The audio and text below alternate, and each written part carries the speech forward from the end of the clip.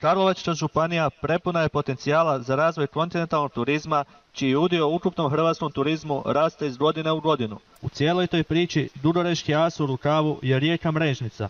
Njena romantična ljepota je već odavno prepoznata, a bogata baština stanovnika njenih obala sve više se cijeni te predstavlja sve većem broju turista. Nositelji gospodarskog i turističkog razvoja Dulje Rese su njeni obrtnici i poduzetnici.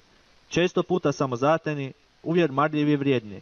Kako bi se što više unaprijedila dudoreška poduzetnička klima, grad je pokrenuo projekt Podures, projekt promocije poduzetništva i cjeloživotnog učenja. Uspješnost projekta privukla je kamere Hrvatske radiotelevizije, koje su upravo tu na Mrežnici, na poznatom kupalištu kod mlina Bosiljevac, razgovarale s Anom Roduljić. Gaudeamus galeriju sam otvorila 2012. godine, prvenstveno kao ugostiteljsku djelatnost i uz to, što se meni jako sviđa, ovako izrada keramike. Svaki početak je težak.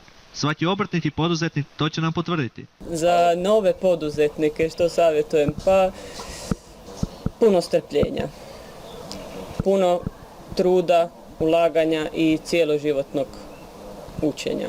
Suveniri su simbol kraja iz kojega dolaze. Uspomena koju sa sobom nosite kući i koja će vas uvijek podsjećati na putovanja i pustolovine. Nažalost, danas se često susrećemo s brojnim suvenirima koji su samo jeftine kopije iz suvoza.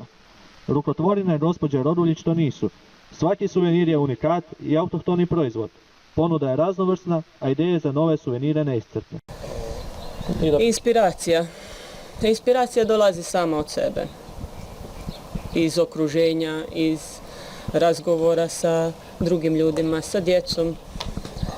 Povezanost i otvorena komunikacija poduzetnika s javnom upravom, kao i suradnja s drugim poslovnim subjektima, jedan je od preduvjeta uspješnog poslovanja.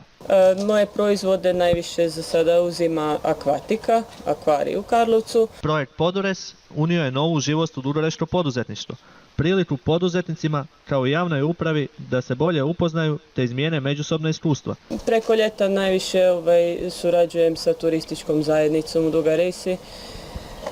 Što se tiče suvenira za Duga Resu, za cijelu Mrežnicu, cijelo ovo područje. I grad Duga Resa je u zadnje vrijeme prepoznao interes. Anini suveniri uspješno promoviraju naš grad i naše ljepote, a zadovoljni turisti najbolja su reklama. Nekako kada vidiš ljude koji kupe tvoj proizvod i koliko su oduševljeni tim proizvodom, onda ti je to nagrada za tvoj trud. Jel?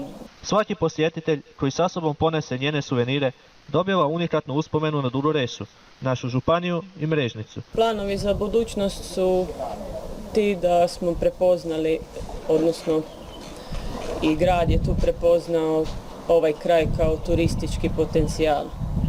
Pošto smo kupili zemlju uz Mrežnicu i bavimo se i ugostiteljstvom i ovim suvenirima, planiramo danas sutra izgraditi nešto svoje i tako krenuti sa obitelji u jedan veći posao.